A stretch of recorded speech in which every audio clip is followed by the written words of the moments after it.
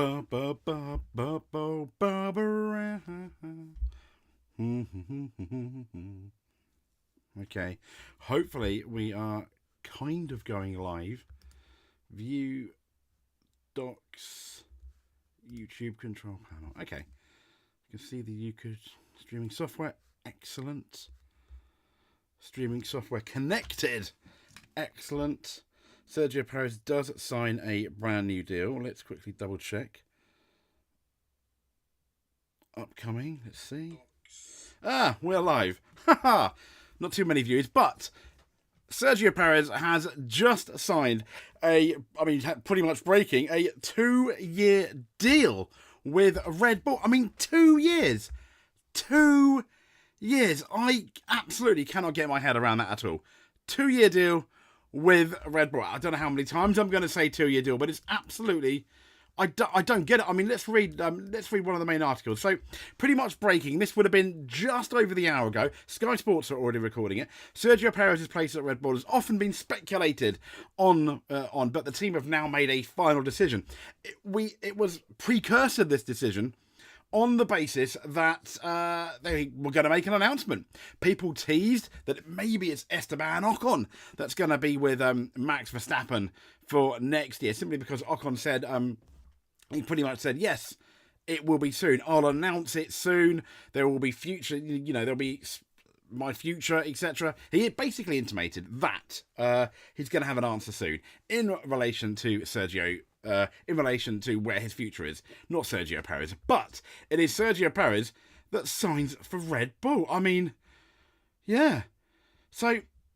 Sam Cooper on Sergio Perez's Red Bull extension, he said, while the outside world may have wanted a change, Red Bull always seemed likely to keep the faith with Sergio Perez. So this extension, it may not please everyone unless you are a staunch Mexican Red Bull Sergio Perez fan, but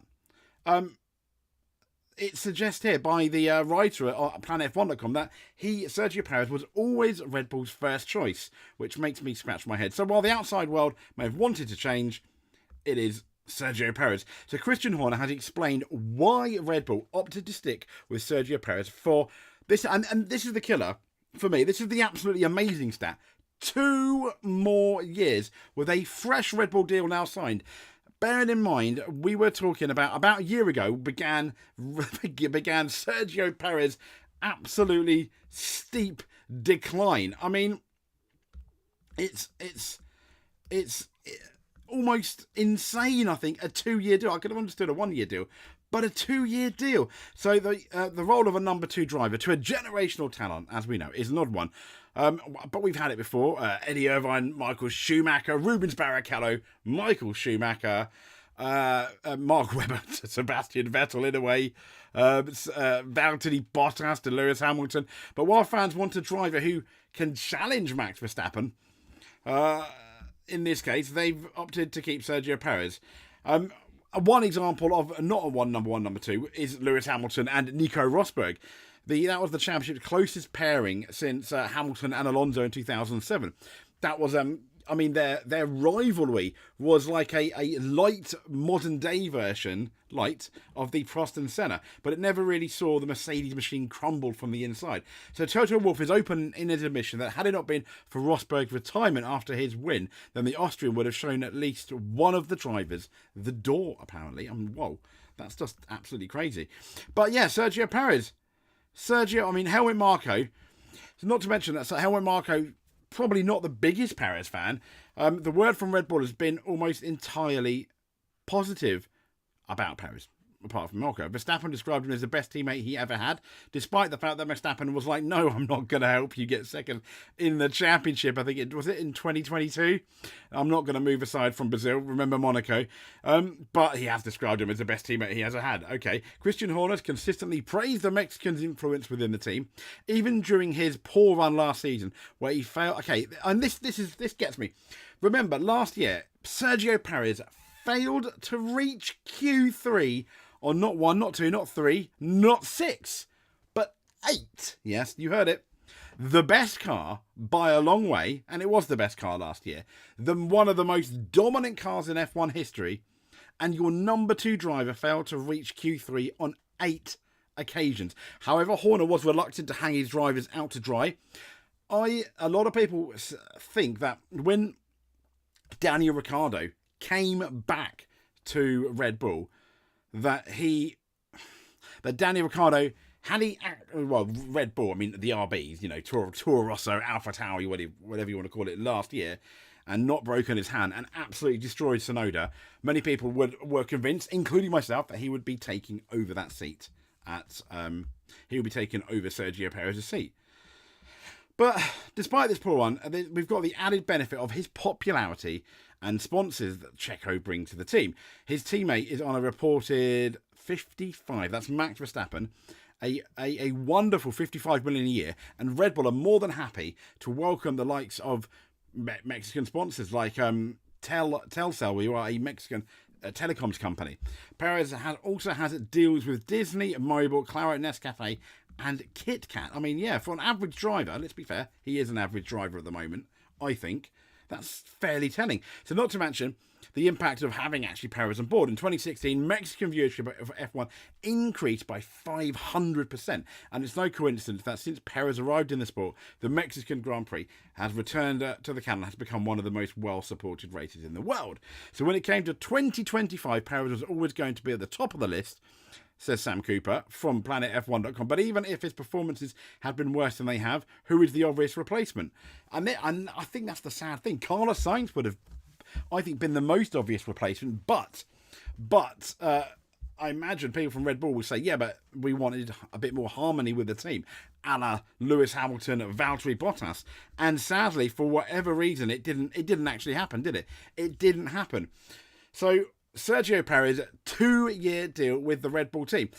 Danny Ricciardo was billed as the heir apparent, but Danny Ricciardo is not good enough. I probably wouldn't bet my mortgage, bet the farm, so to speak, or whatever, but I would take a moderate cash bet that you put Yuki Tsunoda in that Red Bull, and I think he does better than Perez. I don't think he's going to trouble Verstappen, maybe on the odd day, but I think Yuki Tsunoda is mature enough and fast enough that he would be a lot better than Sergio Perez. And as we know, and it even says in the article on Planet F1, the RB teammate is Yuki Tsunoda, who's always an outside bet to get the Red Bull seat, even if he has continued to impress this season. Yeah, I mean, I don't know. Yuki Tsunoda, I mean, didn't he out-qualify Sergio Perez at Monaco last year? Yes, I believe he did. I just don't get it. And they're signing this guy for 2 years. This is not. I don't want to hate on Perez, but I've never really rated him. He's kind of like your Jarno Trulli, maybe Giancarlo Fisichella-esque, except he's had, I think, more chances than a Jarno Trulli and a Giancarlo Fisichella in big seats. So it's just crazy. And obviously, this guy from Planet F1 is like, well, who else would it have been? I mean, we've got Yuki Tsunoda, now potentially Esteban Ocon. Yep, I get it. You don't want issues between him and Max, but I think the minute someone challenges Max anyway in a team, as Perez did early on, you're going to get issues, aren't you? Because you've got two drivers that want to win. Last year, it was fairly early on last year that one of those two drivers, really Max, but were going to win the World Championship in what was a dominant car. And this dominant car that Sergio Perez struggled to get second in the championship, even though Red Bull won all but one race. And this is a driver that struggled to get second in the championship. And yet you re-sign him for another year, Red Bull. I don't get it. I just don't understand why you have re-signed him for 2 years. If he's absolutely rubbish next year, or the end of this year, which he may well be, if you remember, it was this time last year, as I've already mentioned, that things started to go downhill for Sergio Perez. If you remember, for example, at Monaco last year, he kind of like did okay. It was around this time, and then it was around this time last year that things started to go a bit downhill, didn't they? Let's be honest, yeah, not good at all. And I don't understand. I just don't understand. I mean, pray tell, what are Red Bull going to do with Sergio Perez? So let's have a look at the motorsport.com article, which is quite an interesting one because they said the dangers of Red Bull signing Sergio Perez. So as we know, with this new 2-year deal, shows Perez Red Bull's intention to maintain what they consider to be the status quo. And it says somehow the news that Red Bull re-signed Sergio Perez for another 2 years, taking his tenure to the team for 6 years, is not a surprise. I mean, the 2-year deal is a surprise. The 1-year deal, maybe not so much. But perhaps it should be, given the Mexican's performances alongside Max Verstappen. Okay, this is interesting. So we carry on. A case can be made for it being the wrong move for Red Bull and indeed Formula One. So let's make it. Okay, let's go, motorsport.com. I think a more interesting article than the Planet F1. Definitely. Let me see. Would you like to read it alongside me? Let's see if I can change... Let's see if I can quickly change the screen from the Hotlap version 1 to... You'll have to bear with me though. It's screen capture. Restart the screen capture. It's like I'm juggling like a million balls. Okay, here we go. So let's hopefully so I can see how I can't see how I can justify the 2 years. 1 year. That is exactly what I said, Simon. Absolutely. I don't understand. Why 2 years? I don't get it. I absolutely don't get it at all. Why? So, but yeah, I can think of, as I mentioned, other drivers that have done a lot better. Okay, so let's quickly transition. So this is the article. So it goes on saying any neutral fan wants the top seats to be taken by the best drivers. Yes, it stands to reason you'd want to have as much competition at the front as possible. Indeed. And from a team's point of view, you normally want to score heavily with both cars as possible. And this is the big killer here, and I think this is where the article is going to go, and it's going to talk about the Constructors' Championship points, quite literally, because it means money, prize money. Now, Red Bull, as we know, they've had a dominant enough car that it hasn't had to worry about this since the ground effect rules since 2022. Famously, Verstappen would have won the Constructors' crown last year on his own. So dominant was the car, and I'd like to remind you, Sergio Perez needed help. Sergio Perez needed help, a bit of, to get, second. I mean, he struggled. I didn't really help last year, but he struggled to get second in the championship last year in the best car, where Max Verstappen was so dominant, they would have won the Constructors on their own. But I mean, it's just, yeah. Recent evidence has suggested that the field is, however, catching up. Now, Ferrari is just 24 points behind in the Constructors' standings. And Red Bull might not have that luxury in the future. And this is why it's so crazy. I mean, the 1 year deal, you could have made an argument for no. 2 year deal, what are you smoking? Given the high quality of everything else Red Bull does, it seems a little strange to have that chink in its armour. Now, for those feeling we're being harsh on Perez, motorsport.com, I do not think you are. A popular figure, yes he is, who earned a chance in a front-running team after years of performing strongly in the midfield team. Well, technically I wouldn't say it was a front-running team, but he did in 2013. McLaren picked him up after Lewis Hamilton left for Mercedes in 2013, thinking Sergio Perez, next big thing. They were thinking he was going to be the Jensen button beater. They were thinking, will he be our next Lewis Hamilton? Because this guy nearly beat that Ferrari. I think it was Fernando Alonso when he got that victory. Yeah, I think in 2012, maybe. Yeah, nearly beat Fernando Alonso in his Sauber in Malaysia. He was, it was super close. Alas, he didn't, did he? But that performance, I think that performance in that whole year was enough for McLaren to sign Sergio Perez and be like, yep, please, absolutely, let's do it. Now, two years on, what luck. Yeah, I know. What luck indeed. It's like he's played the lottery and won, this guy. I mean, yeah, well done, Sergio Perez. So for those feeling we're harsh on Perez, a popular figure who earned a chance in the front-running team in 2013 in the McLaren, Jensen Button beat him. I wouldn't say kind of profoundly, but he was very much, the stronger of the two driver. and then Perez was gone. There were rumours about Perez's attitude in McLaren behind closed doors. Once again, they were just rumours. So take that what you will. Firstly, though, on the Super Times matrix, Perez is the worst performing driver compared to his teammate. Apart from, second worst then. Apart from Logan Sargent. Now, Super Times are based on a fastest single lap by each driver at each race weekend. It expresses a percentage of the fastest lap overall and averaged over the season. In other words, it's a measure of raw pace. Okay, so they've got... it's quite interesting now that I'm actually sharing the screen. Because, what are you smoking, Willis? Indeed, absolutely. What are you smoking, indeed?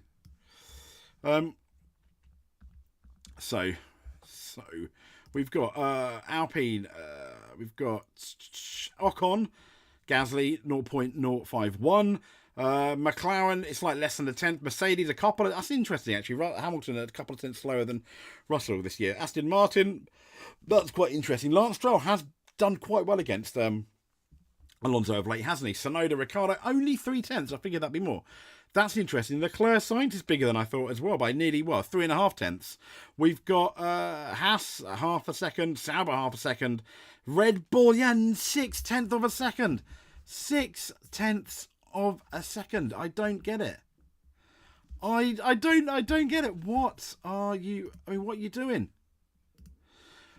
0.6 of a second. That is the difference. Yet you are quite happy to sign him again. I don't. Why Red Bull? Why are you signing him for 2 years? Let's carry on. So some will argue that Verstappen is a tough benchmark, and seeing the Dutchman's already becoming one of F1 greats. That's true, but this overlooks two things. The first is that the top teams tend to employ top drivers. Yep, Sergio Perez, it's kind of like not quite middle shelf, but not really the top two shelves. So if you were to go to Sainsbury's, you could easily reach him. He'd kind of be just below eye level. Bearing in mind, I'm a quite short of 5'7", so there's normally like a shelf or two above my eyes. So he'd be kind of like your average, just below eye level shelf in terms of the top echelon of F1 talent this currently. And it says you're always going to come up against the best at the front, and Perez is not alone in having a tough challenge. No, he's not. The other is that no driver, however brilliant, can take a car faster around a circuit than it can go. Yep, the very best might get to 99%, but they can't defy physics. Agreed. The job of the very good driver against a great one is to get as close as possible. Perez's gap to Verstappen on raw speed has also been pretty consistently bad, I imagine. This isn't about one of the much discussed Perez off his game moments. In 2021, he was 0.7% behind on average across the season. One thing that Alex Albon mentioned, I think, in an interview, when he said when you look at the 2021 season and you look at my season, he said we are quite comparative in respect of how much time we are slower than Verstappen. Anyway, so in 2022 it was it was just over half a second, and in 2023 it was nearly 0.8 of a second, 0.761. These are the big gaps. These are big gaps in the. Yeah, they are absolutely big. For comparison, Bottas, who would probably be a much better.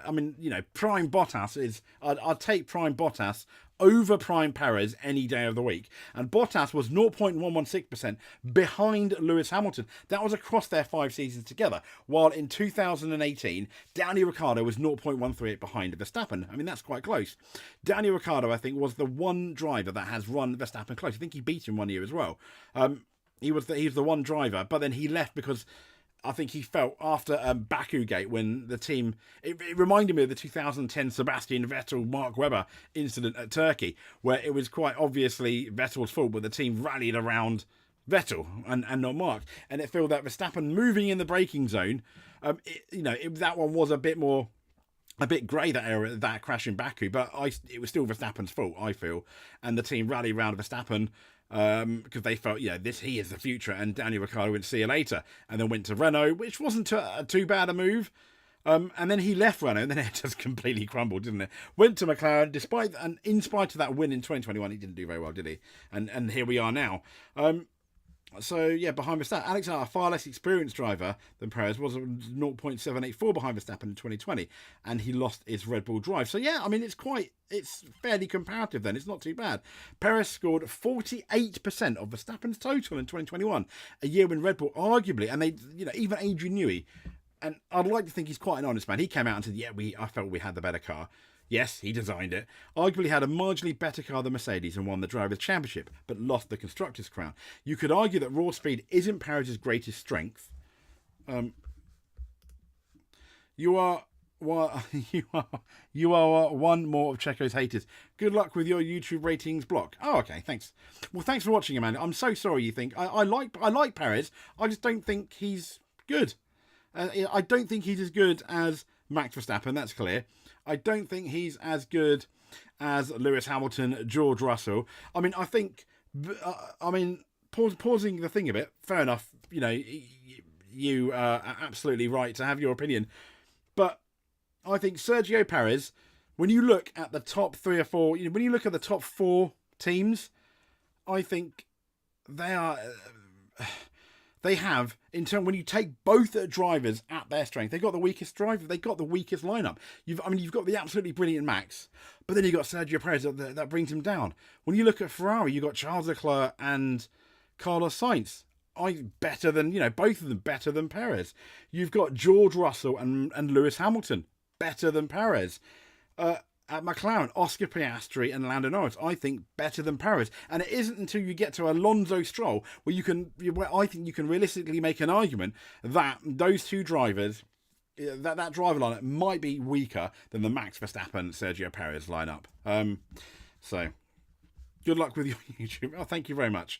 Verstappen, who's proved better at maintaining tyre life while lapping quickly, something that was previously considered a Perez strength, and it really was. Before Sergio Perez came into the Red Bull team, he was the tyre whisperer. He could do what, for example, George Russell did at Monaco, but on a regular basis. He was absolutely amazing at those really long stints in Force India, when they were called Force India, getting those points. It was absolutely stunning to watch. And it was at that point where you thought this guy could be the real deal after his McLaren chance did a 180. And during the course of that research, we picked out 3 classes of teammates based on the percent. Okay, so if a driver scored 80% or more of their team leader, that tended to mean a team actually had equal number 1s, or at least number 1.5s, close enough to give the lead driver a headache. Now, as fans, this is a sort of combination we most want to see, but they said it can be problematic for teams, as most famously between Mansell Piquet at Williams and Ayrton Senna and Alain Prost at McLaren. Driver scoring, this is between teammates, 55 to 79%, tend to be ideal as useful number 2 drivers. Think Bottas or Barrichello. Those managing 55% or less compared to their teammate, they're saying, I'm not doing enough. Unreliability and misfortunes aside, that can cost the team. And Perez was doing less than 55%. Facts, unfortunately. Perez scored 48% of Verstappen's total. 48%. And that was a year when Red Bull arguably had a marginally better car than Mercedes and won the Drivers' Championship but lost out. Bottas scored 58% of Hamilton's total, which made the difference. It was Bottas in arguably a slower car in 2021 that helped win that Constructors' Championship. Perez improved to 67% in 2022. Yeah, he had a stronger 22. I think he had a really good 2022, didn't he? But it fell to 50% against an admittedly remarkable score from Verstappen last year and is currently on 63%.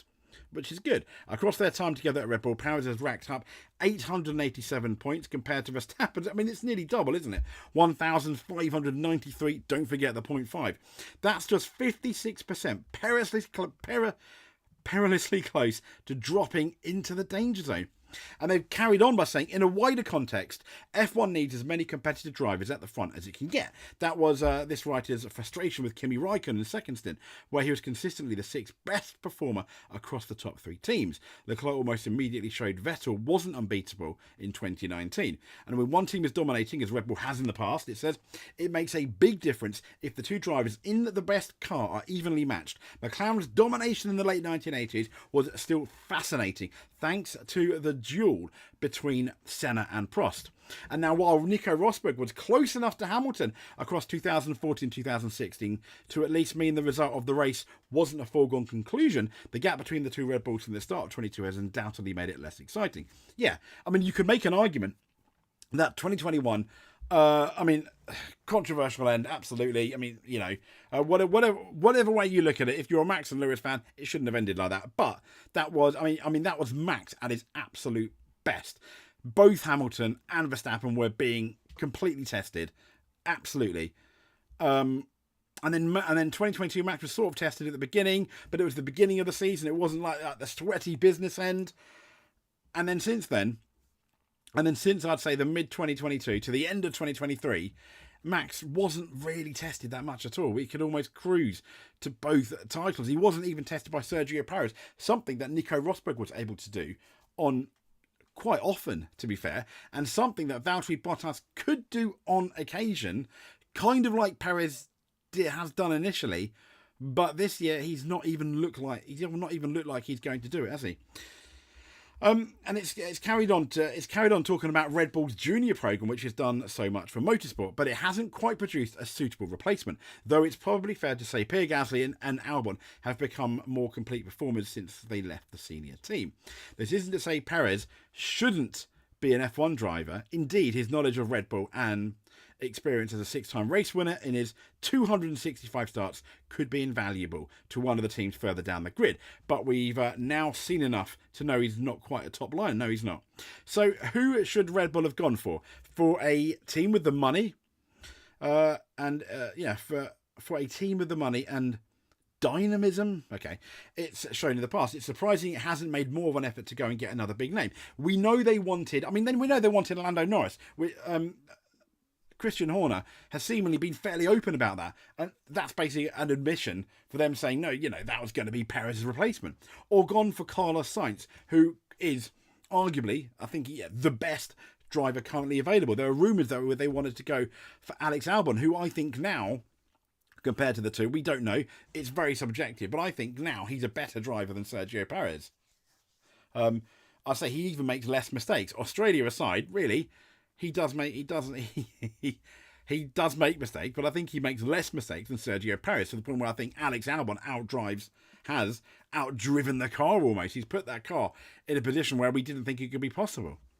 And they said there are even some left field options. Yeah, we've already spoken about Yuki Tsunoda, given his fine performances against Danny Ricciardo, a proven multiple race winner. Albeit, you can make an argument that, but Danny Ricciardo has lost his shine a bit. So yeah, fair enough.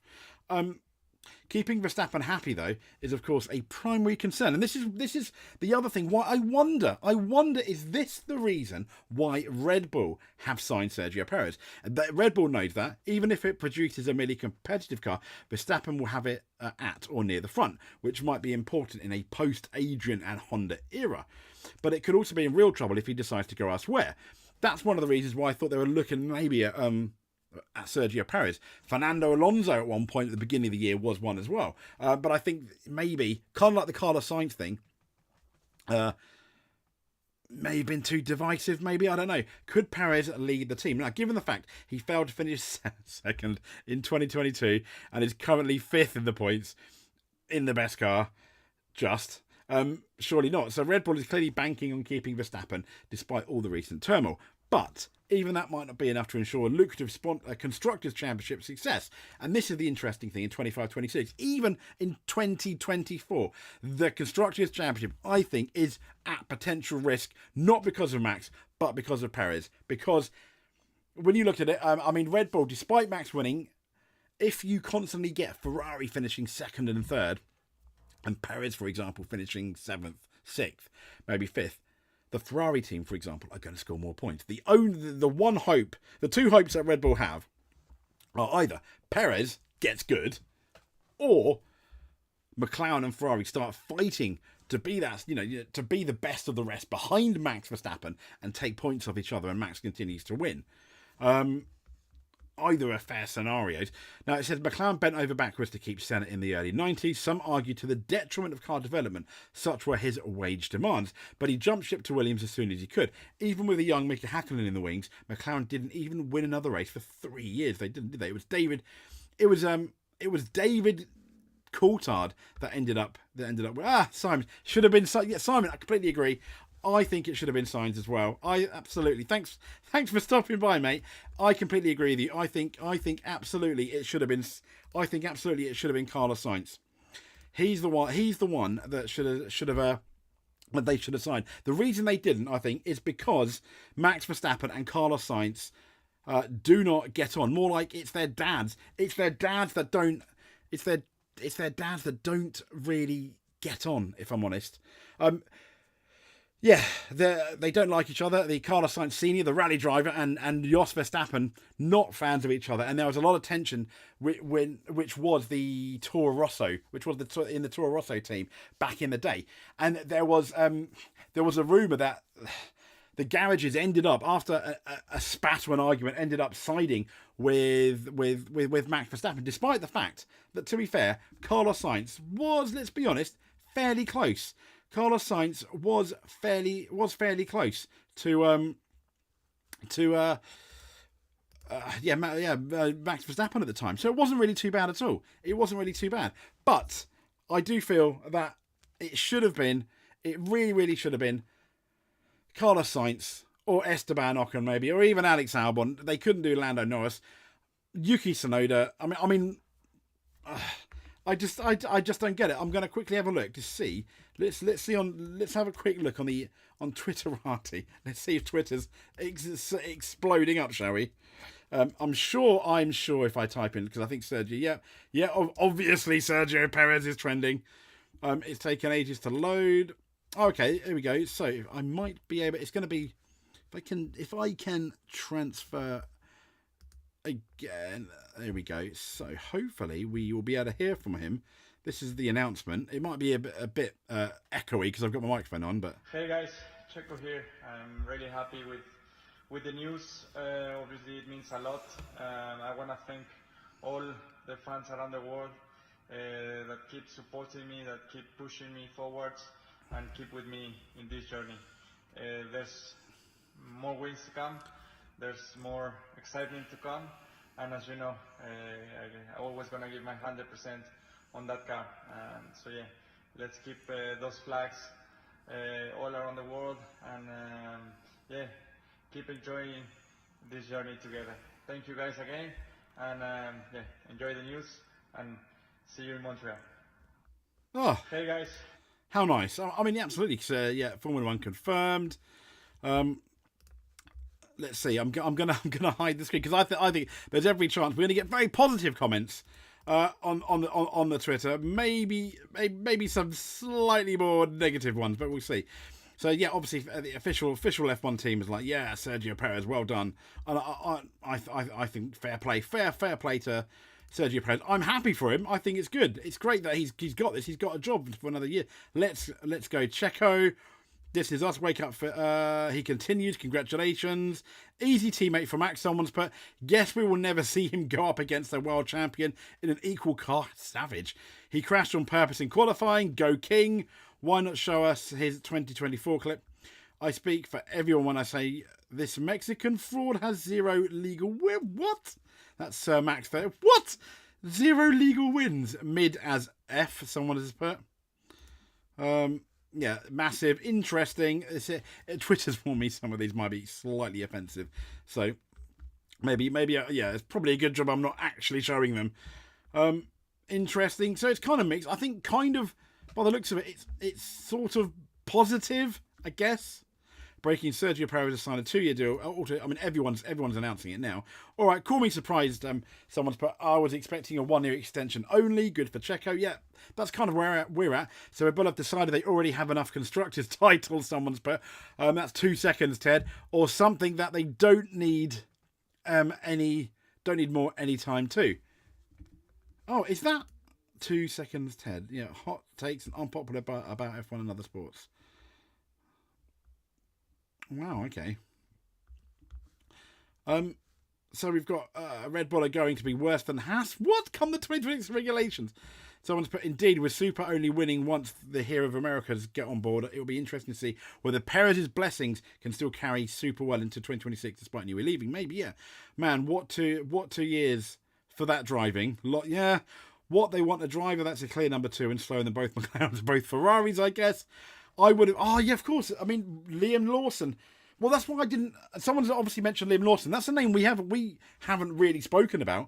But incidentally, why didn't they? Why haven't they put Liam Lawson in? I don't get it. Why didn't they put Liam Lawson in? To, for example, not the Red Bull team, but Liam Lawson into the RB team and then take a risk on Tsunoda. And then if that didn't pan out well, as we know, Red Bull loves dropping their drivers, don't they? Someone put, good to have some continuity for when Max leaves this year. I don't think Max is leaving this year at all. Checo, Callum Benson has put, Checo must have quite the stash of compromising Horner photos. Oh my God, no. Savage. A guy or person, unknown. Sad for Yuki. He has obviously no future with Red Bull. Then no, I don't. I think that does confirm that Yuki Tsunoda, no. Well, actually, I'm a big Checo fan. Red Bull are just so brutal. Yeah, Matt, I don't dislike the guy. It's just that I'm very surprised it was a 2-year deal. It's a 1-year contract until 2026, not including 20. Okay, what a joke. Carlos Slim, money talks. Wait and Danny. Yes, well done. Checo, Constructors is up for grabs, fellas. Yes, it's one that's meat's back on the menu, boys, from Lord of the Rings. Yes, as a reminder, Schumi didn't win until Rubens joined the team, then stopped winning once Rubens was given the boot. Likewise, Alonso stopped winning once he left Fisichella, whilst Vettel stopped winning once Webber retired. Yeah, I don't think, because, even the Vettel thing, that's when the Webber retired in 2013, then you had the dominant Mercedes 2014. Mediocrity gets rewarded again from Christoph. Utter woke nonsense. What happened to Red Bull's ruthlessness? Okay. Someone's put ha, and we've got three faces and a clown. Yeah, atrocious performance for the last 3 years. He does not deserve a drive at Red Bull. AJ Ansari says he's got a blue tick, so he must be important. Obviously, it's Twitter or X. I get an extension through to the end of 25, but surprised it runs through the first year of the new regs. Could it be that Max is looking to leave RBR and they need continuity? Yeah, but they need continuity. I get that, but they also need a superstar driver. That is not Sergio Perez. So a hater's going to hate talking about they're going to lose the championship. Is so-and-so is better than him. Someone's put, nobody is ever going to make me hate Checo. Good job at securing the bag. Who cares if the fans are mad? Fair play, Liz. Yeah, what a lovely way to be. Will Autosport actually do journalism and find out if it's a 1+1?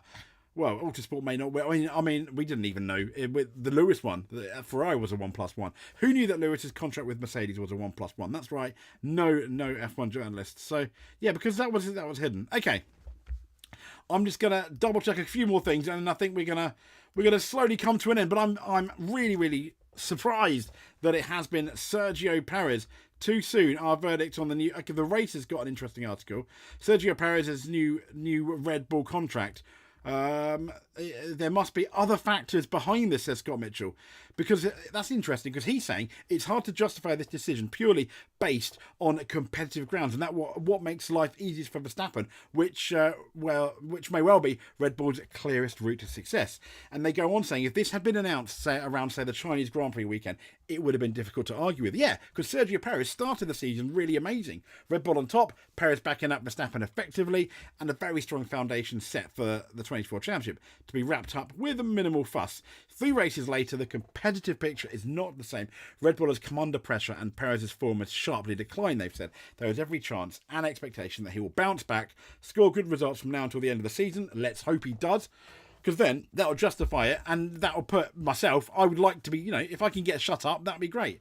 I don't think I will, but I will absolutely bow down and say, well done, Sergio Perez, you proved me wrong. And, the guy gets to keep his job. It's good for F1 to have a Mexican driver. I mean, the Mexican crowd are absolutely amazing.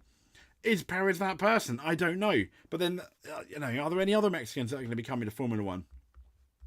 But this is how a Perez season goes. Given Red Bull's bosses, we're talking not that long ago about not rushing a decision and joking that Perez was performing well because he was fighting for a new contract. Yeah, it seems strange to reward him with a new deal when he has stopped doing a good enough job, even if it's only temporary. Red Bull has time on its side, so locking Perez in now has to be more than performance.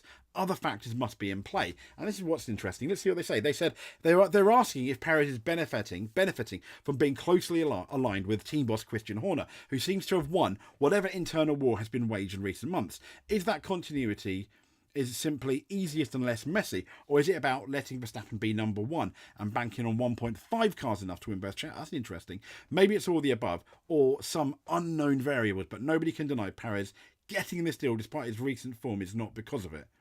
I think that's a really interesting ending to the art. I think that's a really interesting quote and an interesting conclusion to that article. I absolutely do. He said maybe it's all of the above and or some unknown variables, but nobody can deny Perez is getting this deal despite his recent form, not because of it. This goes against what made Red Bull's reputation, says Ben Anderson. It's kind of like what you said, Mal, saying you're a big Checo fan, but Red Bull are normally so brutal. Yeah, says Danny Kvyat and others. I'm honestly quite surprised Red Bull decided to stick with Perez. Admittedly, he started 24 better than he finished, not hard, but now the going is getting tougher for Red Bull overall, and we're seeing the maddening inconsistency of Perez's return. As the current development war heats up over the rest of 2024 and early 25, Red Bull is likely to come under increasing pressure. They are, from McLaren and Ferrari. I mean, they've pretty much been saying what we've been saying. Re-signing Perez also corners Red Bull into relying totally on Verstappen to carry it forward as their lead driver beyond 2025, which is absolutely not guaranteed, given his unsentimental competitive nature and the realistic possibility that Red Bull powertrains could become outmodded when those 26 rules kick in. Yeah, Gary Anderson better not upset the apple cart. It's probably the only driver who can offer Red Bull what it wants. Gary Anderson says he is now a clear number 2 and accepts that and understands how the Verstappen-driven team works. Could be bad for Verstappen. Oh, having an easy-to-beat compliant teammate tends to suit drivers. And this is from Ed Straw, and I really like Ed and some of the stuff he says. And said often it's beneficial as it ensures focus is not split and results are maximised. However, there are circumstances where Verstappen could regret not having a stronger teammate.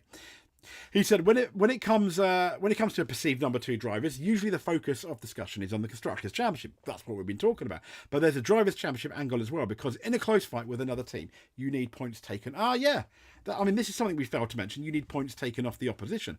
Absolutely. When you think about it, say for example we go into Canada, and Verstappen gets on pole, and then you got a Ferrari second and third, McLaren fourth and fifth, and then Perez is back in 7th, for example.